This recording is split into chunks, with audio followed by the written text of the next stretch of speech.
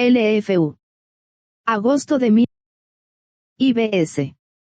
Agosto de 1940. Hermano mío. Una duda respecto al futuro y a su responsabilidad, perturba su mente en este momento. A veces se inmiscuye poderosamente en su conciencia. Hasta ahora, después de un periodo de lucha interna y la consiguiente decisión, pudo evitar el pleno enfrentamiento de las implicaciones y el efecto que determinada actividad puede tener sobre el futuro. El servicio que presta el discípulo es afectado frecuentemente por sus preocupaciones internas y las inhibiciones defensivas. La libre afluencia de la inspiración es detenida en el cuerpo astral y allí se estanca, si puedo usar una palabra tan inapropiada. El discípulo es consciente de la inspiración, pero le extraña el poco efecto que produce en los demás, preguntándose constantemente dónde reside la dificultad. A menudo es un problema sin solución, y sirve para confundir la naturaleza subconsciente, como la denominan los psicólogos. Quizás se deba a una incapacidad casi incomprendida para establecer correctas relaciones con las personas, lo que mortifica y roe los estratos inferiores de los pensamientos no formulados. Puede residir en un estado de rebelión interna contra la vida, las personas, las propias decisiones del discípulo, conduciéndolo hacia una definida orientación o a enfocarse totalmente en la personalidad. Cuando el rayo de la personalidad es el mismo que el rayo del cuerpo astral, como en su caso, puede surgir una situación muy difícil, obstaculizando el servicio hasta hacer los correctos reajustes internos. En forma curiosa, usted se aísla de muchas personas por el poder y el enfoque de su cuerpo físico de tercer rayo, cosa que usted sería el último en desear, pero se debe al dominio del elemento de primer rayo en su naturaleza, porque condiciona la cualidad de su alma, la cual se expresa por medio de la naturaleza física de tercer rayo. El intenso enfoque es, por lo tanto, el tema constante de la expresión de su vida, y se debe, como bien sabe, a que el primero y el sexto rayos están continuamente interrelacionados en su naturaleza. El factor neutralizante es su mente regida por el cuarto rayo, cuya influencia, con demasiada frecuencia, predomina en este grupo simiente, porque en 10 de sus miembros la mente es como un campo de batalla donde se desarrolla el conflicto que fue planeado para producir la eventual armonía. Por lo tanto, los discípulos como usted no se liberarán del conflicto, controlando, evadiendo o inhibiendo el deseo. Ellos se liberan por el correcto empleo de los procesos mentales y por la mente misma, porque puede arrojar sobre el problema la luz que brilla a través de la mente, lo cual traerá la correcta solución y comprensión.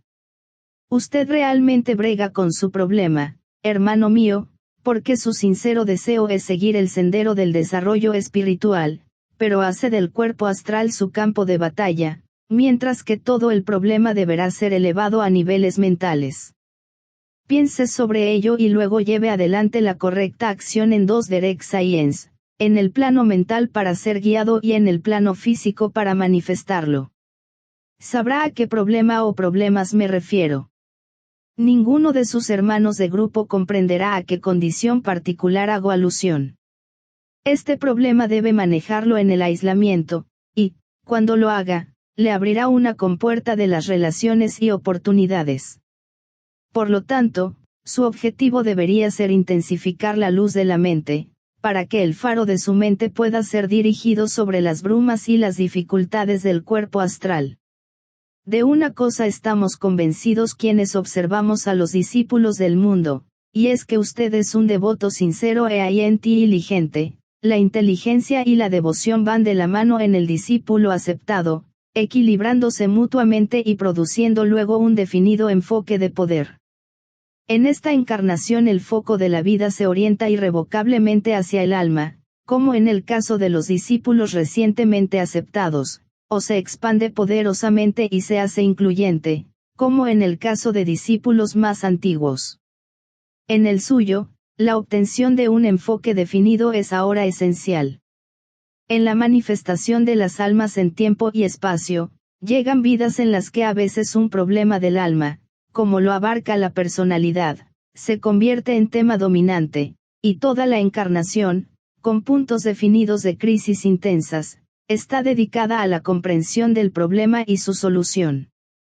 En la orientación de su vida hacia el alma, la nota clave de la renunciación es inteligentemente clara, pero debe procurar que la renunciación no sea extremadamente acentuada ni se aplique su poder condicionante a lo que no es necesario, porque entonces tal renunciación constituiría un error. Por consiguiente voy a darle una meditación personal. Yo también tengo esto presente al recordarle que la renunciación puede ser un espejismo, y un idealista de sexto rayo tiende a expresarla en exceso. No le daré, lo que yo llamaría, una verdadera meditación.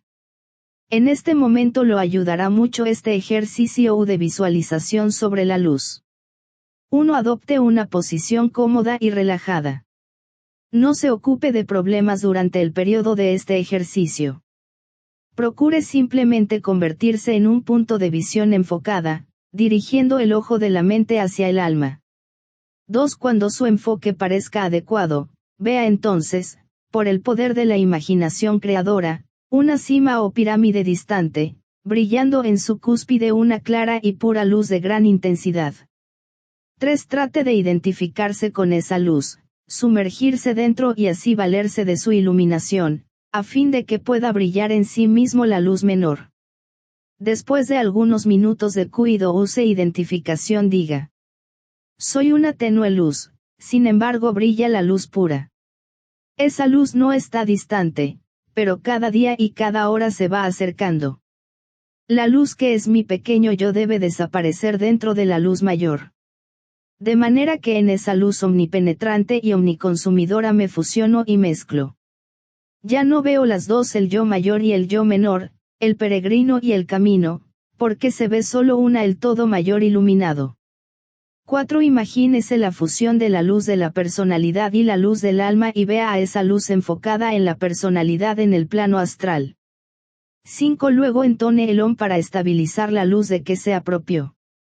No trate de emplear la luz directamente para la clarificación de los problemas, de la enseñanza o las ideas, lo cual tendrá lugar automáticamente una vez que la luz esté enfocada. Eso debe inevitablemente traer la liberación y el conocimiento. Trate simplemente de visualizar el proceso, sabiendo que como el hombre piensa así es él. Luego olvide que debe adquirir la luz y esfuércese por manifestar lo que existe como resultado de su propio esfuerzo. La luz está dentro suyo. No busque la solución inmediata e instantánea de sus problemas, ni espere resultados, hermano mío. Recuerde que si lleva a cabo fielmente el ejercicio indicado, obtendrá seguros resultados, de lo contrario, no perdería mi tiempo ni el suyo dándole este trabajo. Haga lo que se le dice, regularmente y sin ansiedad. Los resultados se manifestarán a su debido tiempo. Agosto de 1942. 1. A medida que el reloj del tiempo va marcando las horas de servicio, espere que dé la hora. ¿Qué hora es esa? 2. A medida que los minutos marcan el transcurso de la hora, espere el momento en que oirá mi voz. ¿Cuándo será eso? 3. A medida que el segundero marca el paso del minutero en el reloj del tiempo, espere ese segundo en que aparece mi rostro. ¿Por qué no ha aparecido? 4. Cuando crea que la libertad está a su alcance y que ha hecho todo lo posible, tenga cuidado. La obediencia está por delante y le traerá la liberación. 5. Debe trabajar dentro de las ramas. Ciclos de conversación se transmutan en periodos de silencio. Sin embargo, ambos deben desempeñar su parte. 6. Está pasando al camino iluminado, hermano mío. Ha puesto su mano en la mía. La sostengo firmemente. Septiembre de 1943. Hermano mío. Quizás habrá observado una pequeña diferencia en las instrucciones que doy a este grupo de discípulos de mi ashrama, al cual usted pertenece. La diferencia no reside en que sean aplicables en forma definida y personal y tengan un significado de real importancia para el discípulo al que están destinadas, pues ya la tienen y la tendrán.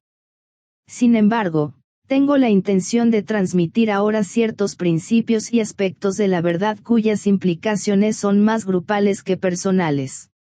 Los 2 ciclos anteriores de enseñanza a los cuales todos se sometieron, concernían principalmente al entrenamiento de la triple personalidad y al esfuerzo de llevarla a una más estrecha relación con el alma y, por lo tanto, con el ashrama. Esto se hizo particularmente en el trabajo de los grupos de 9, y en el primer ciclo del trabajo del nuevo grupo simiente se continuó, aunque en menor grado, poniendo un específico énfasis sobre el entrenamiento requerido para la iniciación. El entrenamiento de la personalidad no es lo que se consideró, pues todo ello es parte de un plan definido, y la enseñanza que intento dar ahora tiene una definida importancia grupal, aunque esté adaptada a la personalidad del discípulo y al individuo, al cual se lo está instruyendo. A pesar de la utilidad individual, beneficiará a cada miembro del grupo leer, estudiar y aplicar la enseñanza desde el ángulo grupal. Imprescindiblemente hay 3 principios básicos que rigen todo el trabajo del ashrama. No me refiero aquí a los principios ocultos de Abhida, sino a los principios que rigen el entrenamiento, y son, obediencia oculta, integración grupal y derecho de acceso. Consideremos a cada uno brevemente, teniendo en vista la instrucción grupal, pero cuya aplicación individual será estrictamente la propia. Obediencia oculta. En los 6 enunciados dados en la instrucción precedente empleé las palabras "la obediencia está por delante y le traerá la liberación". Presumo que ha cavilado sobre estas palabras. El discípulo obedece a menudo en forma limitada. Su sentido personal de libertad, debido mayormente al rápido desarrollo de la captación mental de la vida y del vivir, lo conduce a prestar cierto tipo de obediencia al maestro que lo instruye, pero se abstiene de entregarse totalmente por temor a perder su sentido de libre actuación, libre pensamiento y libre elección de relaciones. Cuanto más edad tiene el discípulo, menos sucede esto, porque la vida del ashrama y un creciente o firme contacto con el maestro le demuestra la total y plena libertad que rige todo el círculo de la vida ashrámica, tanto dentro del ashrama como en el campo de su servicio interno y externo. Pero el desarrollo de esta sutil comprobación toma tiempo y el neófito siempre se resguarda contra cualquier intromisión en el campo donde él ha determinado gobernarse a sí mismo. Permítame ilustrarlo en una forma que creo le sugerirá algo muy necesario.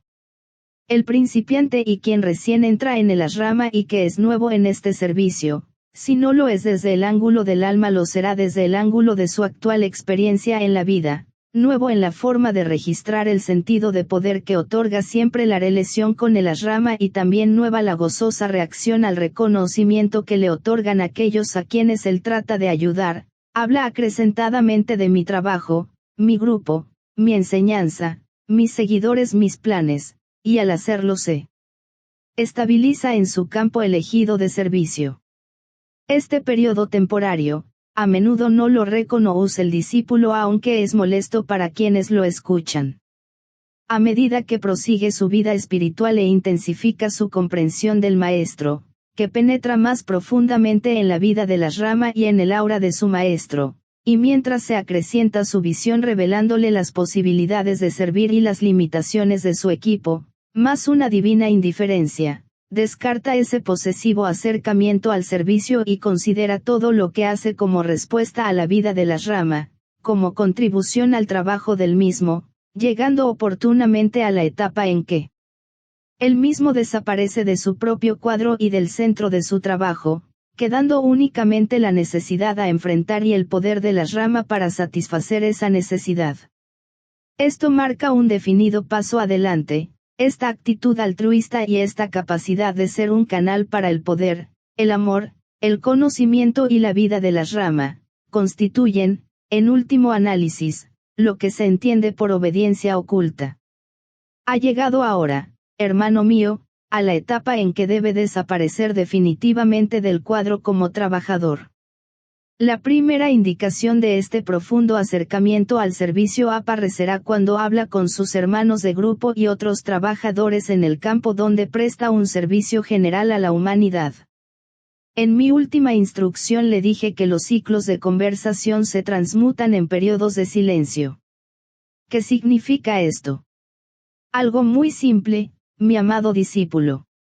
Su servicio en el mundo y en el útil campo que ha elegido, podría clasificarse en la actualidad en términos de ciclos de conversación, ¿verdad? Sin embargo, dentro de la rama, si esos ciclos de conversación deben expresar elocuentemente la verdad, la cualidad que lo caracterizará a usted será la de los equilibradores periodos de silencio. A fin de adquirir esta cualidad de silencio asrámico, tendrá que aprender a practicar el silencio entre sus hermanos y colaboradores.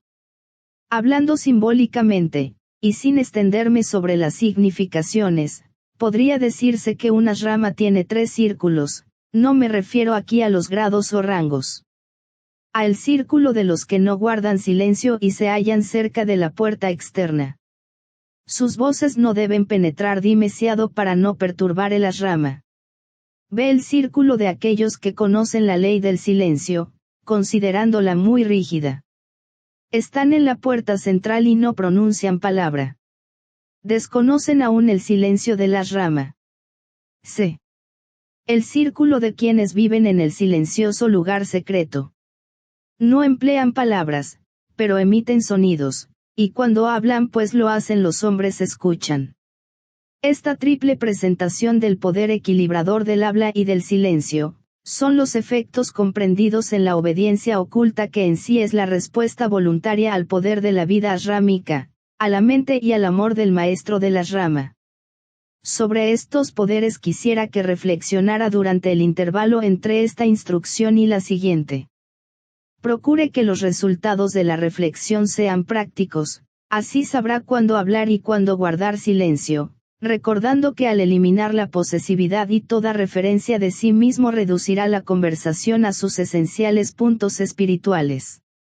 En la próxima encarnación deberá prestar un servicio muy peculiar, para el cual esta vida lo ha preparado. Concierne a la conversación, las palabras, la voz y el poder creador del sonido. Durante el resto de esta vida, gran parte de su reflexión debería ser sobre el tema relacionado con el significado oculto del silencio, de los intervalos inaudibles y de la retención espiritual del sonido, lo cual podrá manifestarse, y probablemente se manifestará, como enseñanza de distinta calidad a dar verbalmente a aquellos a quienes trata de ayudar. Al enseñar a quienes trata de ayudar se irá desvaneciendo la imagen que se ha forjado de sí mismo como instructor, y también la borrará de su mente, lo cual sucederá automáticamente, no como algo planeado. Hace algunos años no hubiera podido decir esto, porque no lo habría aceptado. Hoy lo aceptará y se beneficiará con ello. Años atrás hubiese perdido tiempo y fortaleza preocupándose internamente, menospreciándose o refutándoos. Ahora conoce mejor el significado de la obediencia oculta y ha aceptado lo que su maestro ha afirmado y deseado, lo cual se debe a que me conoce mejor y confía más en mí. Le daré un ejercicio de visualización que deberá practicarlo cada domingo y viernes por la mañana y durante los 5 días que abarcan el plenilunio de cada mes. Junto con sus hermanos de grupo me ha visualizado durante años delante de una ventana abierta, tratando de ponerse en contacto conmigo. Esta capacidad constituye la base del siguiente ejercicio cuyo procedimiento es: 1. Imagine un bosque de pinos, un arroyito susurrante, una senda ascendente y tortuosa y al final una cabaña de madera natural, con techo bajo, en la que vivo. Usted y sus hermanos de grupo hablan mientras caminan. 2. Usted permanece ante la puerta externa, y entra y escucha una voz que dice, ahora se halla dentro del círculo de aquellos que hablan, y porque hablan no pueden oír la voz del maestro. Permanezca allí. Escuche. Reflexione y calle. 3. Imagine una cortina que oculta el espacio cercano al lugar donde usted se encuentra. Imagine que logró, con esfuerzo, guardar ese total silencio que le permitirá escuchar una voz que dice, avance y entre en el círculo de quienes conocen la ley del silencio. Ahora puede escuchar mi voz. Luego imagine que obedece el mandato, traspone la cortina divisoria y pasa a la principal habitación, en mi lugar de retiro. Se sienta en silencio, y en reflexión contemplativa escucha. 4. Luego, a través del silencio e irrumpiendo en la corriente de su reflexión silenciosa, llegará una voz que lo invita a entrar en el círculo de aquellos que viven en el silencioso lugar secreto. Como verá, hermano mío, insisto mucho sobre su necesidad de escuchar. Debe ser la nota clave de su vida interna por el resto de esta existencia. Cuando pueda escucharla, los otros dos principios a los cuales me referí anteriormente, que rigen la vida de la rama integración grupal y derecho de acceso, tendrán para usted significados nuevos y vitales. En el círculo de los que no guardan silencio no hay integración grupal. El derecho de acceso llega a quienes conocen la ley del silencio. Este ejercicio profundizará su vida, aumentará su capacidad de servir, fortalecerá cada palabra que dirija a quienes enseñe y lo llevará en la próxima vida a una etapa de utilidad grupal. Luego realizará cierto trabajo que hemos planeado usted y yo. Noviembre de 1944. Hermano mío. Si relee las instrucciones dadas el año pasado, creo que se dará cuenta que muy poco puedo agregar. El mandato directivo abarcaba en una instrucción los acontecimientos del resto de su vida, como los he previsto. Durante años, ha vivido en un elevado punto de tensión. El fuego ha sido la cualidad de su vida, primeramente fue destructivo, pero en años posteriores aumentó su calor y nutrición. Creo que sabrá que el sonido y el fuego están estrechamente aliados y también que los maestros reúnen a sus discípulos en sus ashramas cuando emiten su sonido y el fuego interno ha consumido totalmente las barreras que se interponen entre el alma y la personalidad. Entonces su sonido puede unirse sin peligro al del ashrama, aumentando su volumen, agregando calidad a su tono y otorgando las cualidades creadoras necesarias. Los próximos años serán difíciles, hermano mío. No se inquiete demasiado por lo que pudiera suceder. Simbólicamente hablando, podría describir su futuro así: la naturaleza del fuego será llevada a su atención en forma más clara y esencial y constituirá el tema de su reflexión. No infiera por lo antedicho que le indico el camino del fuego, del dolor o del sufrimiento. No es esa mi intención. Tampoco quiero decir que en el futuro tendrá que pasar por el fuego de la purificación. Ya atravesó la tierra ardiente como sus hermanos de grupo. El género humano está pasando en forma masiva por los fuegos que preceden a la primera iniciación. Cada discípulo crea su propia tierra ardiente, permanece en ella y, oportunamente, sale de ella para presentarse ante el ángel de la presencia, en el portal de la iniciación. Estas son cosas del sendero que ya conoce y no es necesario mayores explicaciones de mi parte. Sin embargo, existe un fuego del cual tendrá que ocuparse Ahura. Lo llamaría el fuego de la comprensión. Está estrechamente relacionado con la luz enceguecedora del conocimiento, pero siempre lo precede porque destruye todos los espejismos que pueden ocultar o velar al discípulo el punto inmediato de iluminación. Ha encarado este fuego desde el punto de vista de la naturaleza emocional, y su mente lo ha asociado con las aguas del plano astral, creando los símbolos de la niebla y de la bruma, inevitable resultado de la unión del fuego y el agua. Este concepto ha condicionado su pensamiento. Quisiera que considerara ahora el espejismo a la luz de los fuegos de la comprensión. Llega un momento en la vida del discípulo en que debe demostrar que sabe, adoptar la posición de que comprende, y actuar de acuerdo al conocimiento comprendido. Definidamente es la etapa que usted ha alcanzado. Los resultados de esta definida suposición y de la actividad que ella inicia, son a menudo sorprendentes y pueden ser dolorosos, siendo el símbolo del fuego, apropiado también en esta etapa. En el futuro actúe como si no existieran más espejismos y observe, hermano mío, ¿qué sucederá? Esfuércese siempre en vivir dentro de la rama, el cual está aislado del espejismo, y actúe como si la conciencia de la rama fuera intrínsecamente su conciencia. Continúe en el servicio que presta como si permaneciera inmóvil en el ashrama, viva siempre como si todo el ashrama hubiera puesto los ojos en usted. Por el resto de su vida haga como si el concepto filosófico esotérico actuara en todo lo que hace. Esta constante percepción que personifican las dos palabras como si, le traerá un nuevo empleo de la imaginación creadora. Hace algún tiempo dije al grupo que la iniciación era simplificación. Por lo tanto, simplifique los años que le restan, actuando siempre como si. Por medio de este proceso viviente liberará los fuegos de la comprensión. Me pregunto si le estoy poniendo en claro alguna idea de valor. Condúzcase siempre como si su divina comprensión fuera perfecta, y el resultado en su vida diaria será como si todos los espejismos ocultos y todos los velos que engañan y ocultan, no existieran. El discípulo actúa como si fuera iniciado, y luego descubre que como un hombre piensa en su corazón así es él, porque el corazón custodia el poder de la imaginación. La imaginación es liberada a la actividad creadora cuando el discípulo actúa como si fuera el alma en plena expresión, como si el maestro fuera siempre consciente de las actuaciones de su discípulo, como si deambulara consciente y totalmente liberado. Estas dos palabras le traerán liberación y felicidad. La tendencia de su vida y servicio se han establecido. No trate de cambiarlas. El conjunto de conocimiento que acumuló en esta vida es muy real. Sin embargo, extraiga de esa antigua reserva de sabiduría, no del depósito del conocimiento, lo que necesita para su trabajo.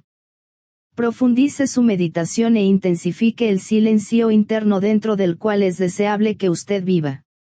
Piense humildemente, hable sabiamente y trabaje incesantemente.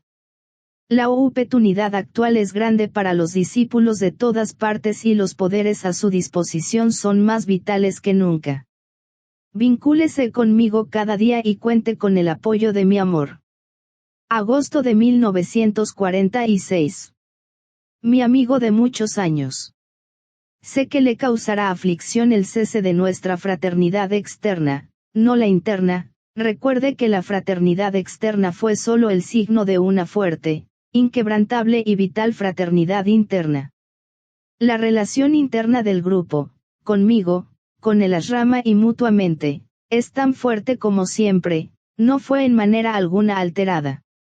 Por el verdadero progreso alcanzado al liberarse del espejismo, tal fraternidad puede ahora ser más íntima. Llego a usted con más facilidad que antes. Le digo esto porque sé que lo tranquilizará y no se aprovechará de ello. Cuanto más penetra un discípulo en el ashrama, menos necesidad tiene de ponerse en contacto con el maestro, llega a comprender la amplitud de las responsabilidades del maestro y valora con más exactitud su relativa o poca importancia. Entonces se somete a la sustentadora aura del ashrama. En las dos últimas comunicaciones tuve la impresión de que ya le había dado la suficiente enseñanza para el resto de esta vida. Lo insté a que se adhiriera firmemente a los hábitos espirituales adquiridos. Raras veces se pone suficiente énfasis sobre la necesidad de estabilizar el ritmo espiritual y a menudo se insiste demasiado sobre lo nuevo y el progreso. Sin embargo, los discípulos tienen que aprender a transformar sus hábitos espirituales en respuestas instintivas espirituales, analogía superior de las reacciones animales instintivas con las que estamos familiarizados.